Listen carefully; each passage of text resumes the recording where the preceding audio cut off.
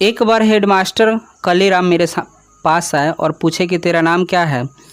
तो मैंने बोला कि मेरा नाम ओम प्रकाश है।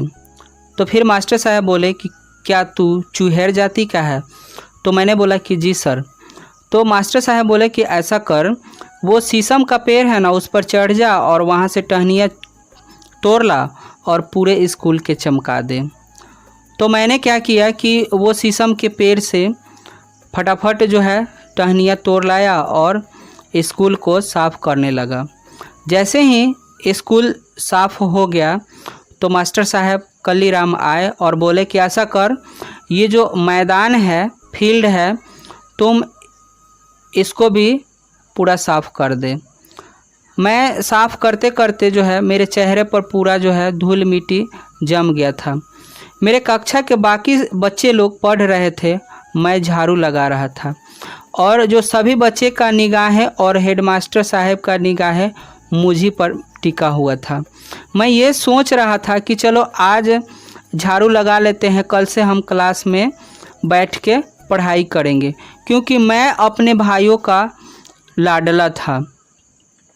दूसरे दिन भी जब हम पढ़ने आए तो हेडमास्टर साहब फिर से मुझे झाड़ू पकड़ा दिए और बोले कि ऐसा कर, तुम झाड़ू लगाने के लिए पूरा स्कूल को चमका दे और उसके बाद जो है मैदान को भी चमका दे।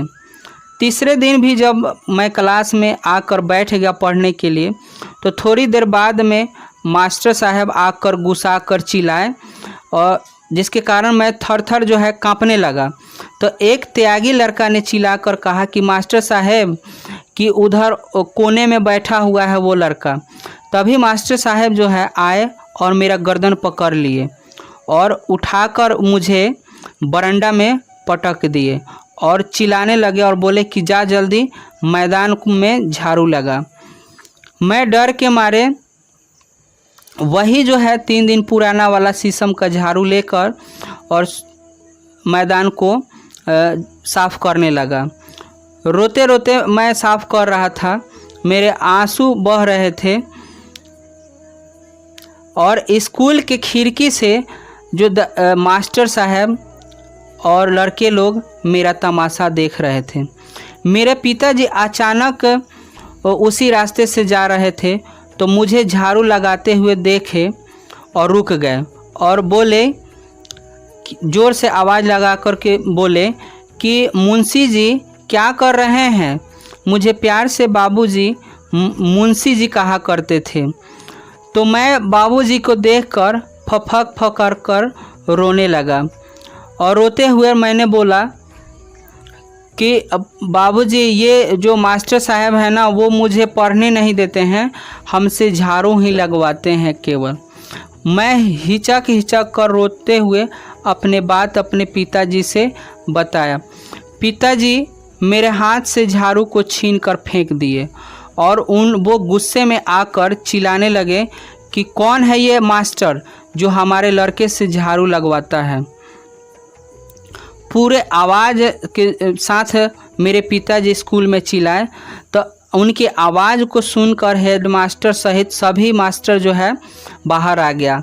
कलीराम हेडमास्टर ने गाली देकर पिताजी को धमकाया, लेकिन मेरा पिताजी भी डरे नहीं, उसको डटकर मुकाबला किए। मेरी माँ मेहनत बहुत करती थी। 8-10 तांगे हिंदू मुसलमान के घर ढेर तथा बैठक खाना मवेशी को बांधने की जगह में साफ़ सफाई का काम करती थी। जो उसकी माँ थी ना, वो मवेशी जहाँ बनाता है ना गोबर उबर, उसी को साफ़ करने का काम करती थी। इस काम में मेरी बहन, बड़े भाई, भाभी तथा तस्वीर और जनेसर 2 भाई थे, वो भी उनमें माँ के हाथ बटाते थे। और बड़ा भाई जो है सुखबीर तगांव और वार्षिक नौकर की तरह काम करता था। मतलब मेरा बड़ा जो भाई था सुखबीर, वो नौकर के तरह कहीं जाके काम करता था। घर में 10 से 15 मवेशी यानी गाय भैंस रहता था और वहाँ पर गोबर उठाकर बाहर जाकर कुरियार पर उबेल बनाने की जगह पर डाल दिया। जाने जहाँ कूड़ा करकट फेंका जाता था ना, कुरियार जहाँ चिपरी उपरी पटता था वहीं पर जाकर फेंक दिया जाता था। प्रत्येक ढेर से हर रोज़ 5-6 टोकरी गोबर निकलता था। सर्दी के महीने में ये काम बहुत कठिन होता था। गाय भैंस और जो है बैल की सर्दी से बचाने के लिए दलान में बांधा जाता था, जिससे गन्ने की सूखी पत्ती और फूस बिछा कर रात भर जानवरों के गोबर और मूत्रमल साफ करना पड़ता था। 10-15 दिन बाद एक बार पाती बदल जाती थी और उसके ऊपर सूखी पाती बिछा जाता था। इतने दिन निकलता था।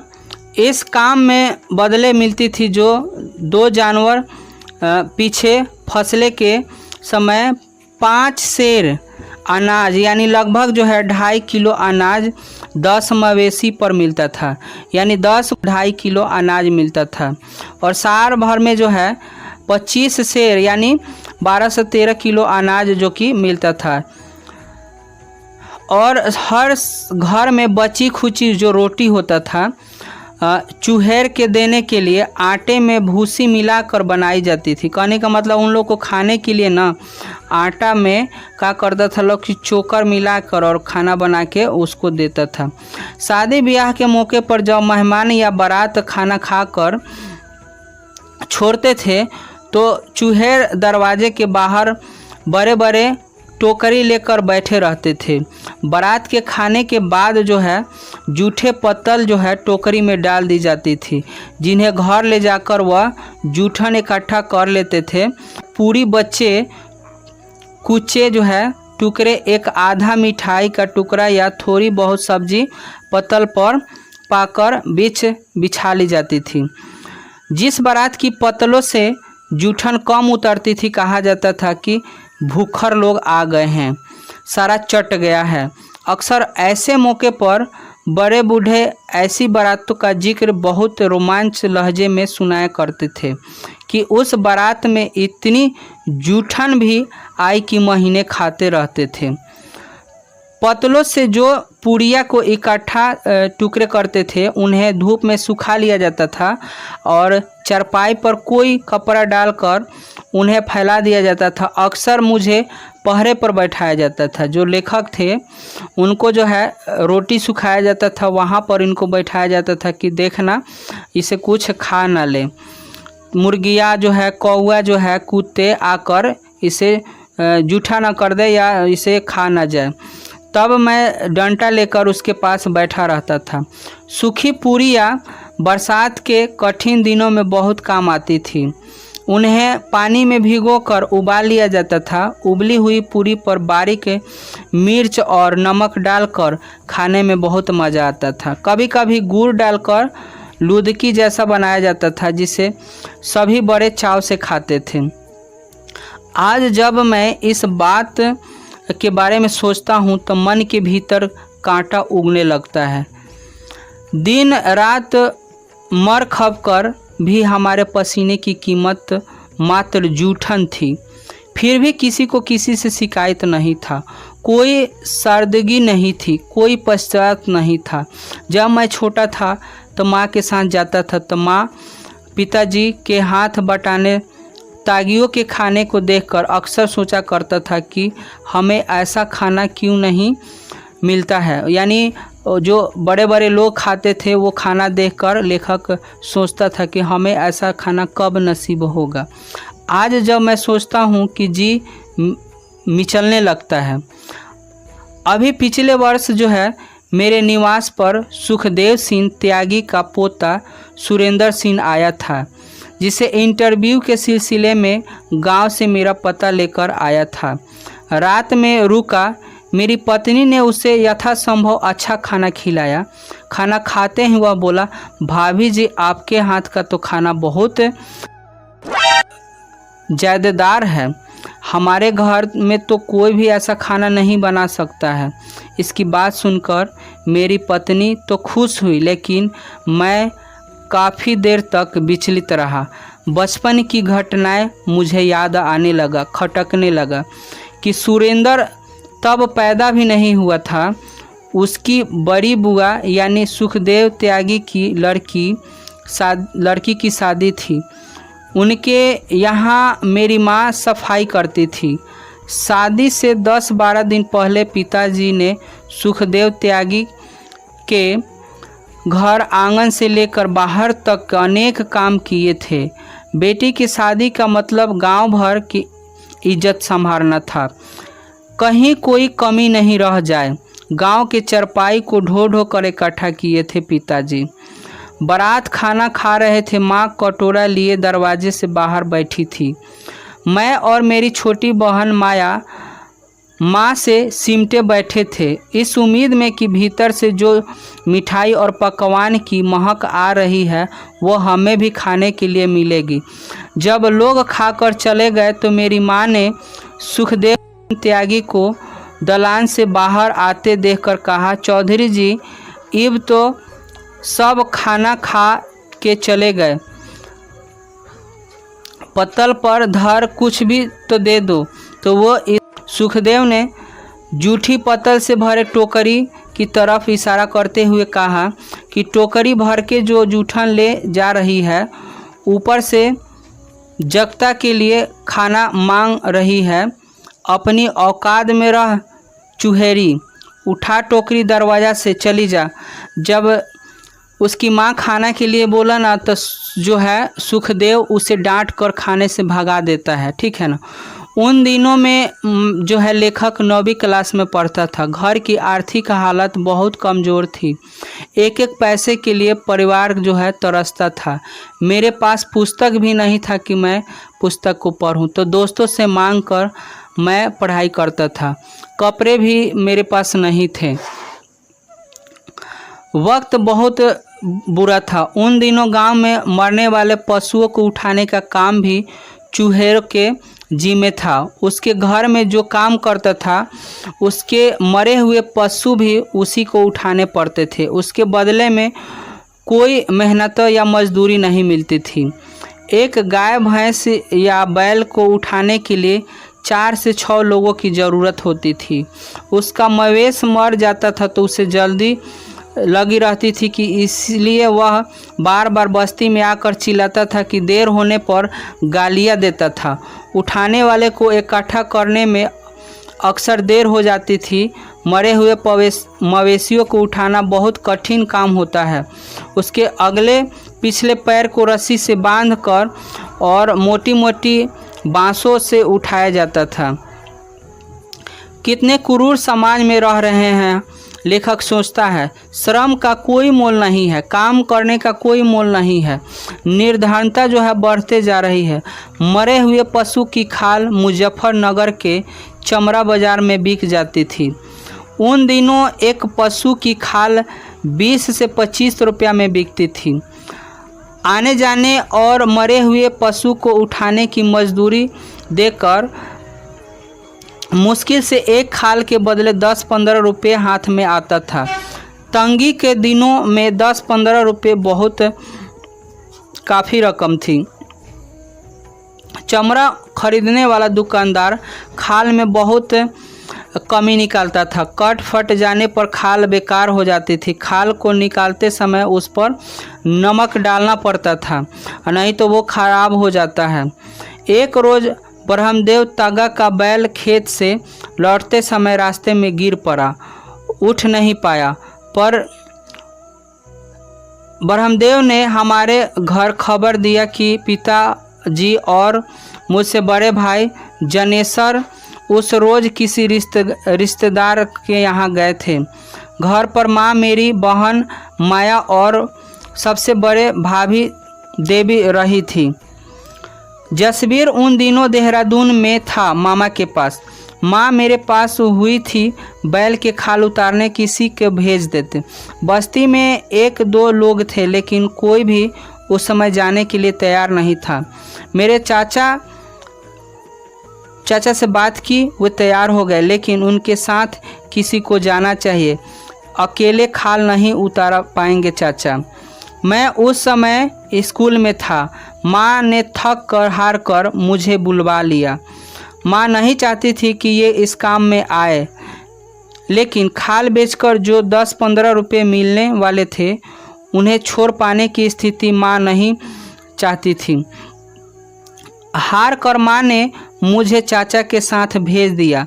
मेरा चाचा 16 महाकामचोर थे। बस सारा दिन ढोल तमाशे में लगे रहते थे, मेहनत के काम के लिए कतराते थे। माँ को फिक्र लगी थी कि कहीं हमारे पहुँचने से पहले बैल पर गिद्ध या जंगली जानवर ना टूट पड़े। चाचा ने खाल उतारनी शुरू की। मैं उनकी मदद कर रहा था। चाचा का हाथ इधर उधर चल रहा था। पिताजी जैसे कुशलता उनमें नहीं थी।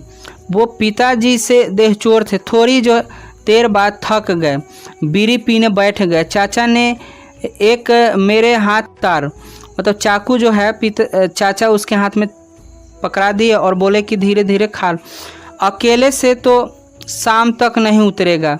छुरी पकड़ते ही मेरे हाथ कांप रहे थे। अजीब से संकट में फंस गया था। चाचा ने छुरी चलाने की ढंग सिखाया। उस रोज़ मेरे भीतर बहुत कुछ था। मैं टूट रहा था अंदर से। मैं ये सोच रहा था कि कैसे इस दलदल से निकलेंगे।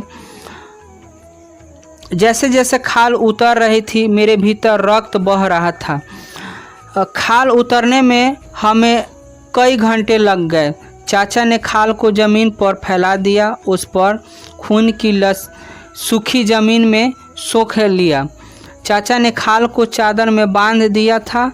गठरी उठाकर सिर पर रख ली थी। लगभग 2 मील की दूरी पर हमारा घर था। बोझ के कारण चाचा को तेज चलना पड़ रहा था। मैं हाथ में छुरी पकड़ उनके पीछे पीछे लगभग दौड़ता जाता था। बसेरा जाने वाली पक्की सड़क से हम लोग बस अड्डे के पास पहुंच गए। गठरी सिर से उठाकर चाचा ने ज़मीन पर रख दी। यहाँ से आगे तुम ले जाओ, मैं थक गया हूँ। उस रोज़ मैंने चाचा से बहुत कहा लेकिन वे नहीं माने। चाचा बस अड्डे की भीड़ पार करा। 2 स्कूल की छुट्टी के समय है। मेरे स्कूल के सभी साथी यह ले जाते हुए देखेंगे तो स्कूल में मुझे तंग करेंगे। मैंने गिड़गिड़ाया, रोया, लेकिन आवाज़ में चाचा से कहा, लेकिन जो है किंतु उन्हें कोई मतलब असर नहीं हुआ। गठरी उठाकर मेरे सिर पर रख दी। गठरी का वज़न मेरे वज़न से ज़्यादा था। मजबूरन उठाकर चलना पड़ा। बस अड्डे की परिचित भीड़ में उस रोज़ उस तरह से निकला। मेरे मन में यह भय लगा कि पीछा कर रहा था कि कोई देख न ले, कोई सहपाठी न मिल जाए। अगर कोई पूछ बैठा तो क्या बताऊंगा मैं। घर तक पहुंचते पहुंचते मेरे टांगे जवाब दे गई थी। लग रहा था कि अब हम गिर जाएंगे। गांव के किनारे किनारे चलकर लंबे चक्कर काट रहा था। बस्ती तक पहुंचने के लिए मुझे उस हालत में देखकर माँ जो है रो पड़ती है। मैं सिर से लेकर पाँव तक गंदा हो गया था। कपड़े में खून के धब्बे साफ दिखाई दे रहे थे।